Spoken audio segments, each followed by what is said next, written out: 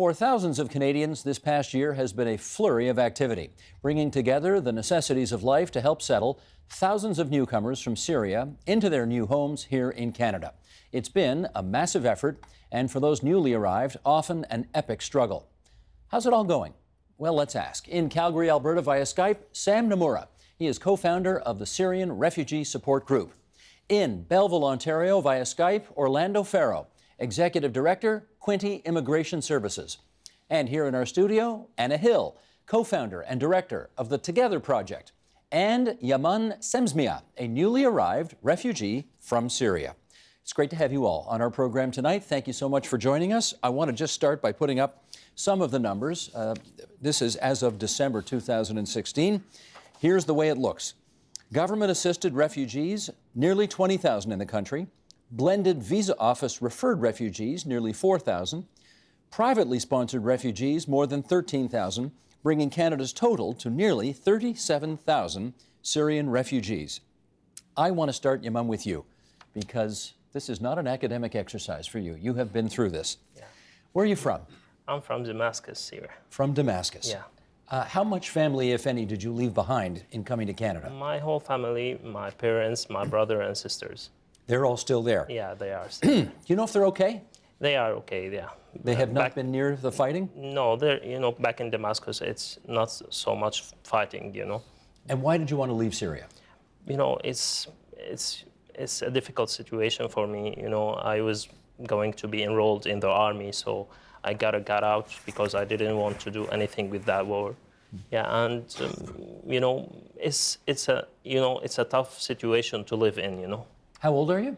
I'm 31. 31. What did you do back in Syria? I am a pharmacist. You were a pharmacist there? Yeah. Are you a pharmacist here? I'm gonna try to be. Yeah. You're gonna try to be. Yeah. When did you come to Canada?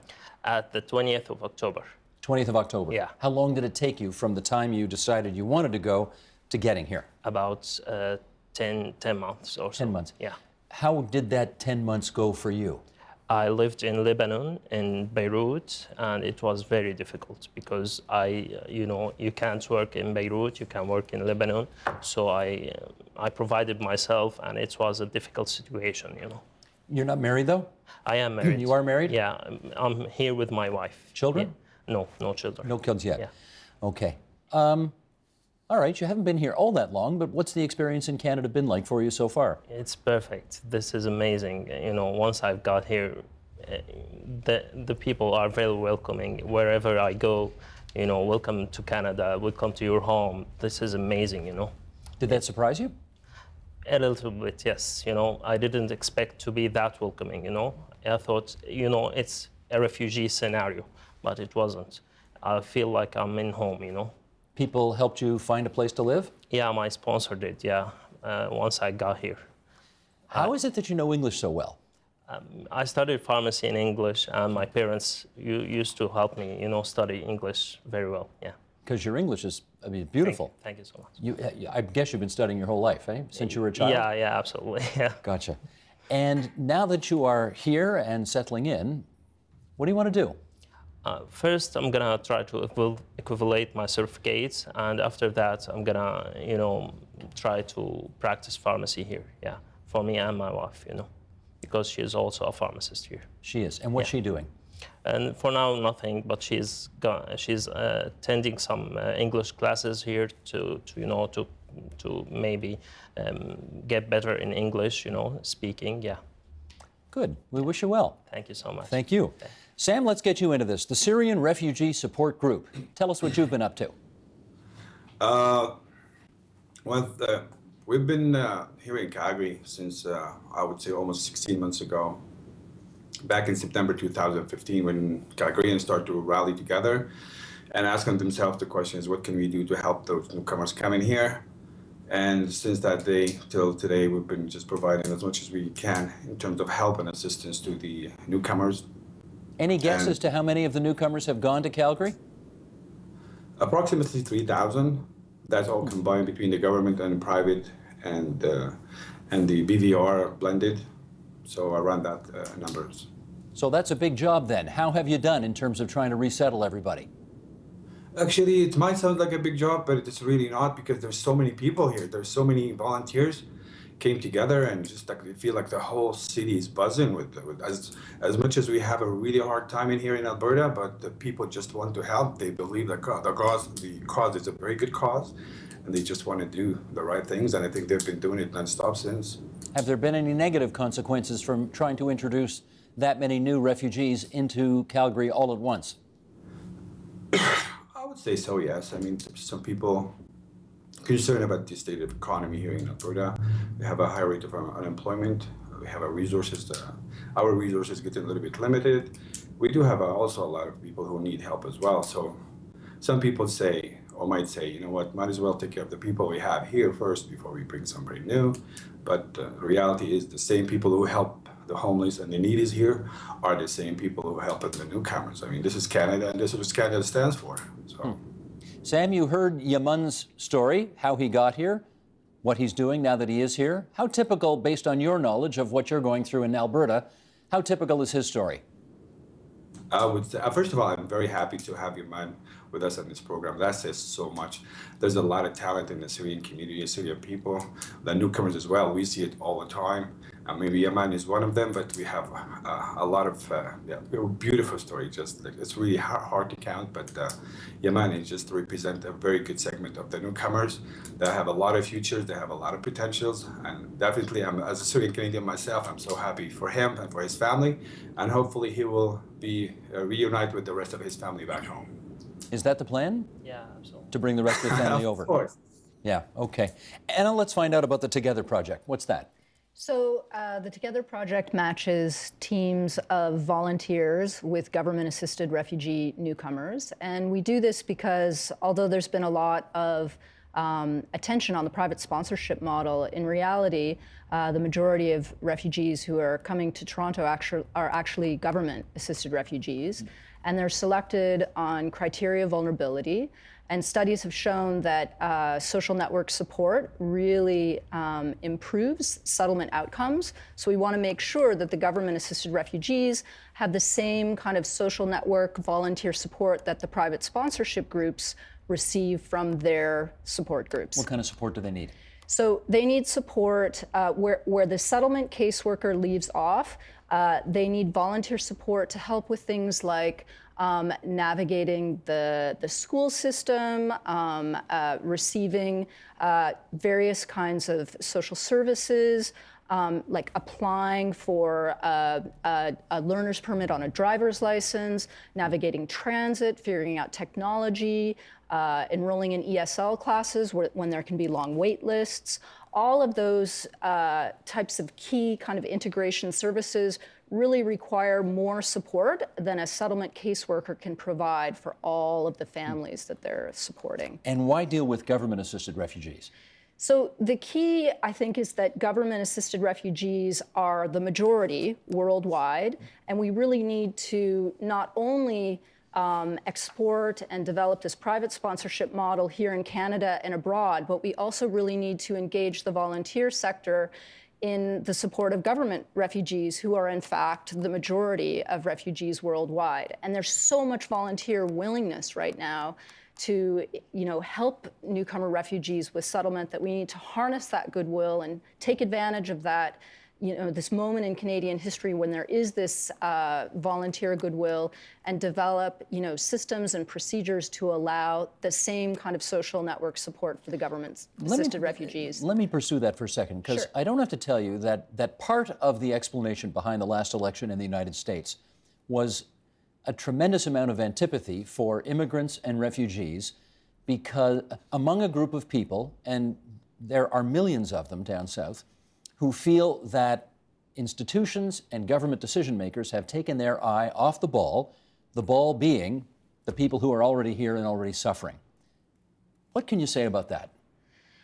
I think that the reality is that migration is, a fact of sort of the current state of the world. I think there's 65 million displaced people, 20 million refugees, and we need to create models here in Canada for the rest of the world to show how the process of integration can be a two-way street that really accelerates the process of integration for people like Yaman, so that when they do come to Canada, they're able to receive the support that they need to find jobs and work as quickly as possible. I think that, you know, the majority of people who are coming are highly skilled, highly motivated to be meaningful contributors to our Canadian economy and to the, you know, the social fabric of our cities. And we just need to give them the support to make that possible, and then show the rest of the world how that kind of two-way street of integration can work here in Canada and perhaps elsewhere. Understood. Orlando, thank you for your patience. You do get to speak now. Tell us about the Farmers Feed the World program. What is that? Basically, this program started just after the first arrivals of refugees in December of last year. We had a community mobilization, as probably you have heard before in your program. There was a lot of sponsoring groups, and we start our research in terms of the skills and backgrounds that those refugees would bring to our region. Most of our refugees are privately sponsored refugees, although the main interest on this program has been coming from government-assisted refugees. So far, we had the first information session, and let me talk a little bit about the program. The goal of the program is to ensure that with all the labor shortages we have in terms of agriculture in Ontario, and the skills that the refugees are bringing with agriculture from Syria. Syria used to be one of the big exporters in terms of textile, cotton, and all that. A lot of those refugees have worked before in farms or had own farms. And the one thing that we're trying to do, instead of waiting for the time that they are fluent in English, we have translated, working together with OMAFRA, we have translated most of the materials that the Ministry of Agriculture from Ontario has, and we have translated those into Arabic. We are providing the information sessions into Arabic. We are also trying to canvas all the skills that they bring in terms of what kind of experience they had before. We're putting this in a type of an information that will be distributed among all the farmers having difficulties in finding labor for agricultural work. And then we're going to be connecting both groups and try to do some event in terms of employment, see who would be ending up with a contract. Obviously, those refugees who are a little bit better in terms of speaking English will be the ones on top of the line to be able to pass the information on and to the other works in terms of work safety and all the other conditions that the agriculture in Ontario requires. Now, this project is 100% funded through the Canadian Red Cross. Our organization has been 30 years as a nonprofit operating in the Quinte region. We had experience in terms of big resettlement of refugees during the Kosovo crisis in 1999, when we assisted the Canadian Red Cross and the federal government when they arrived in the base in Trenton, military base in Trenton, and there we processed close to 5,000 refugees in 6 months. That's quite a job. All right, in terms of the demand for Syrian refugees for the work that you're doing, how would you characterize that demand? Preliminary research we did, and this was information that we obtained through the United Nations High Commissioner in terms of the profiles of refugees coming to Canada. We noticed that a large number of those refugees had the agriculture background, and this is how the project took off. We are mostly in a rural area. There are lots of farms. Some of the farms have been in the same family for many generations after Second World War, when the first Europeans start coming to Ontario and start farming. Now, at this generation, a lot of the farmers have grown on an elderly stage that they don't want to continue the farms. The new generations don't want to proceed with that. So lots of those farms are for sale. And at the same time, they're even trying to lease some of those farmlands so that workers can work on that and then share the profits of whatever the results are. Yaman, I'd like to know from you what the biggest challenge has been so far during the time you've been in Canada. Well, actually, it's only been, a small period of time, but now I'm trying to find a job. And during the time, I'm going to try to equivalate my certificate so that I could, practice pharmacy here. I know you want to be a pharmacist, but it probably will take a little time before that can happen. Yeah. So what do you plan to do in the interim? Some survivor jobs, I'm to do anything because you have to support your family. So that's why I'm gonna do survivor jobs, maybe something maybe related to pharmacy, maybe as a pharmacy assistant or something like that. And after that I'm gonna try to equivalate the certificate and get to do my job. How are you paying the bills so far?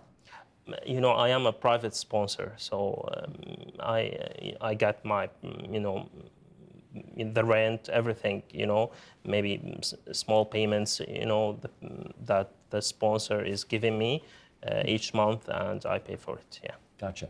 Sam, how do you help refugees find work in Alberta? Actually, we try to, because we have a lot of volunteer base, so we try to reach out to the business owners or the other agencies, make sure the newcomers have access to at least to the job bank if there's any, or directly to the through connections. You use on Facebook a lot. We post if there's any qualifications, especially those special one. Business people always try to reach for us, saying, and there's quite a few who just want to help. So trying to connect employers with the new refugees, and keep talking about it in the media, because finding jobs here definitely it's really one of the biggest challenges we have after the English language. Sam, I'm going to ask you a very blunt question, okay?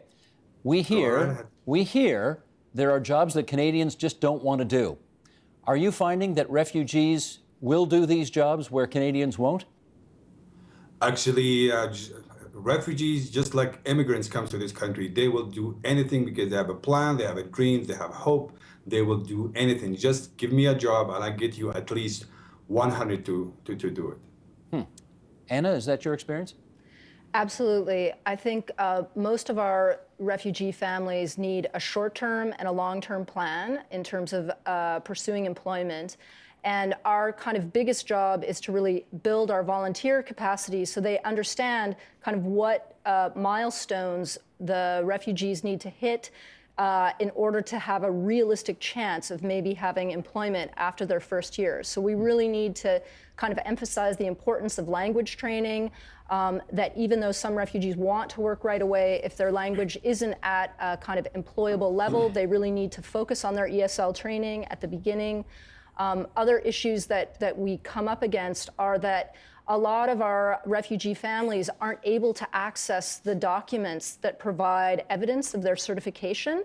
And so we're really hoping to do some work around suggesting new models for recertification to accelerate the process of enabling the skilled refugees to find work after a 12-month period. Well, let me pick up on that, because Orlando, one of the things we hear a lot about is that once that 12-month period is over, the financial security that comes with that 12 months ends, and the refugees are to a much greater extent on their own at that point.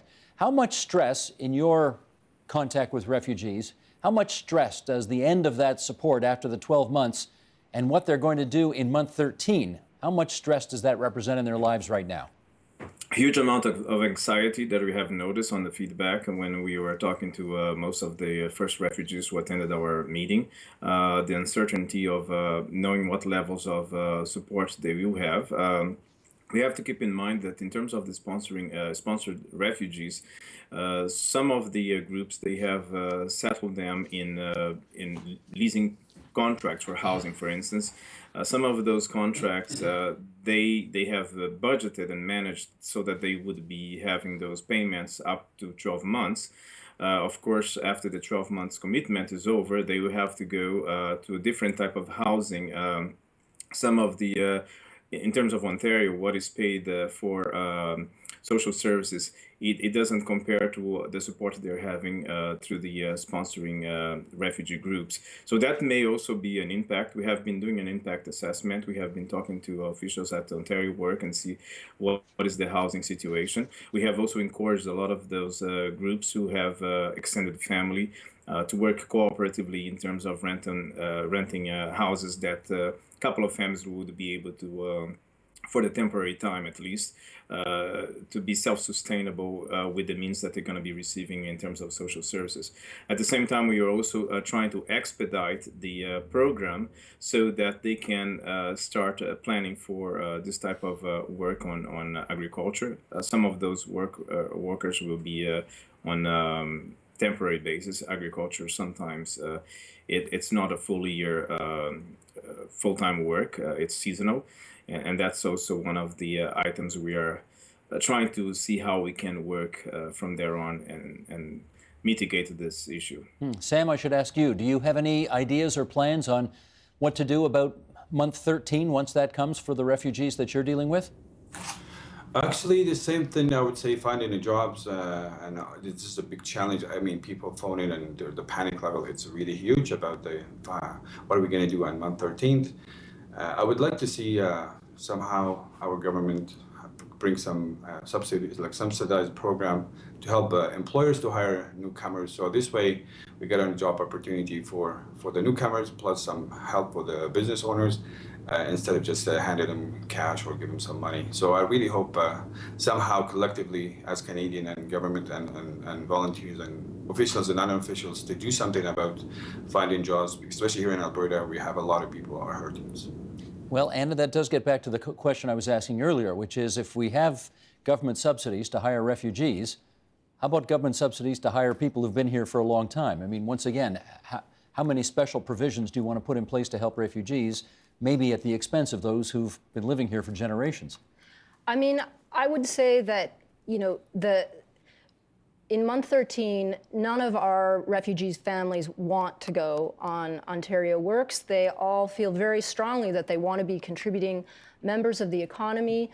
But I think the reality is that 12 months may not be enough time. Like if I were to tell you, you know, tomorrow you're going to move to Damascus and you need to learn to read Arabic and write Arabic and get a job as a journalist in 1 year, could you do it? You know, it's a lot to ask, right? The level of adaptation and learning that we're requesting in 1 year is pretty significant. Yaman, you're still, what, you're 10 months away from month 13, right? So it's a long way off still. Yeah, it is. Do you think about it?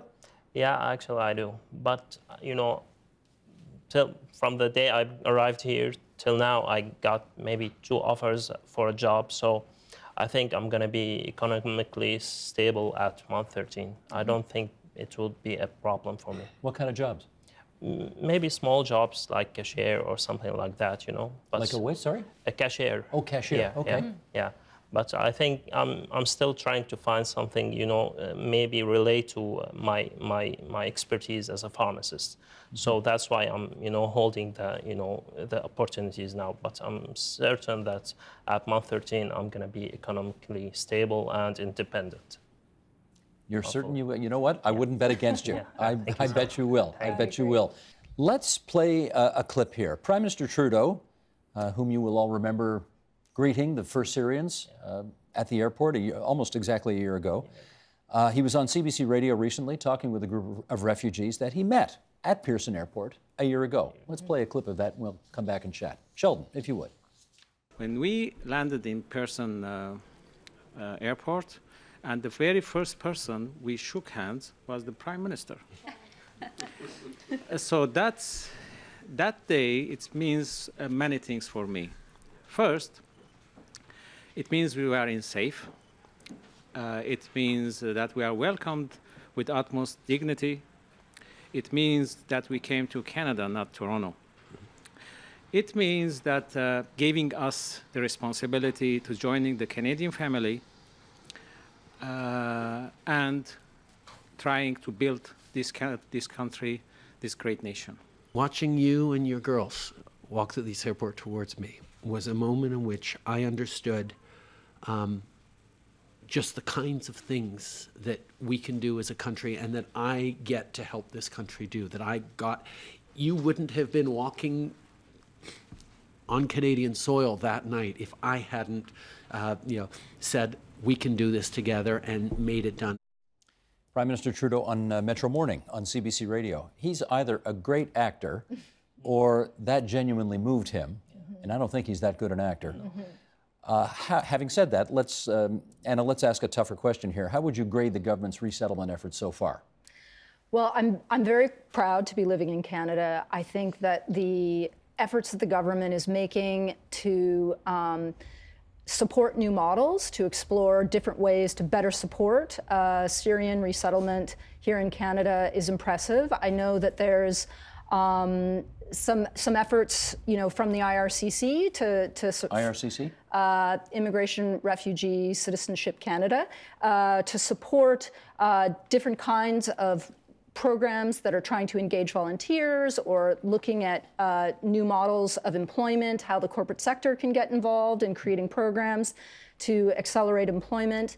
But there's always more to be done. I think, from my vantage point, I would say that there really needs to be an awareness of this moment in time when there's an incredible volunteer willingness to support the integration process and to create models that support volunteer engagement. I think particularly with government-assisted refugees, at the moment, we're not highlighting the support of government-assisted refugees as a priority, and that needs to be part of the dialogue, especially now when we're looking at potentially exporting the private sponsorship model to several other countries. Sam, anything you'd like to see the government of Canada do differently and or better? Actually, I would just like to see the help that's going to be continued in a form there. We're going to toward the creating jobs or helping to create jobs. So in a way, helping focusing on the local business and some subsidy program to help local businesses to hire newcomers. So this way we get two birds in one stone, at least for the time being. Right. Orlando, how about you? Anything the government of Canada can do different or better? Well, I think there's some complexities here between the federal government and the provincial governments. Some of the provincial governments, they do have more access in terms of job market research, labor integration than the federal government would, since the province have a certain monopoly on this type of labor integration efforts. In terms of the federal government, yes, I think there should be a little bit more of a better planning in terms of a settlement worker works that will be needed for the newcomers from Syria. This is a long-term project. It's not something that will just end on the 13th month. You need a lot more of work to be done. Yaman, how about you? Anything that you've seen either in your own situation or with other Syrian colleagues who are now here in Southern Ontario that you think maybe could be handled differently or better? I think that maybe, as the guest said, that maybe trying to get the job opportunities for the newcomers, and maybe, the certificate equivalence is a hard process. Maybe also the driver license, also this is a hard process. Maybe, there's some steps that we can do because some people came here with 12 years of experience doing their jobs, and they now try to start from the beginning. This is a hard situation. Maybe, maybe we could do something about that, yeah. Do you have a driver's license? Here, no, but I had it back at home. Do you plan to get one here? Yeah, absolutely. Do you have a health card here? Yes, I do. You have all that? Yeah. I know you're Muslim, but it's Christmas is coming soon. Yeah. And you're about to see Christmas trees everywhere, all over the city. Yeah, I'm starting to do that, yeah. You're starting to do that? Yeah. Does that make you, how does that make you feel? It's amazing, even back at home, we celebrate Christmas, yeah.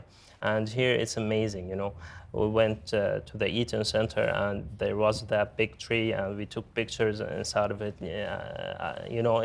It's amazing, It's a beautiful country, yeah. Can I ask you the biggest question the Torontonians are focused on right now? Yeah. Do you think the Blue Jays should sign Bautista and Encarnacion? Yes. Do you know what I'm talking about? Yeah. Hockey, right? No. Sorry, friend, that's baseball. Baseball, yeah. And, it's good to know you still have something to learn about the province of Ontario. Yeah, okay, that's good. You know what? I want to thank all of you for participating in our program tonight. Sam Nomura in Calgary, Alberta, Orlando Ferro in Belleville, Ontario, Anna Hill here in our studio, and in particular, if I may say, Yaman Semsmia, a Syrian refugee. He's only been here for a couple of months, and Once he figures out the difference between baseball and hockey, will be a fabulous contributor to our society. Thank you so very much, everybody. Thank you for Thank having you. us. Thank you. Thank you. Help TVO create a better world through the power of learning. Visit TVO.org and make a tax-deductible donation today.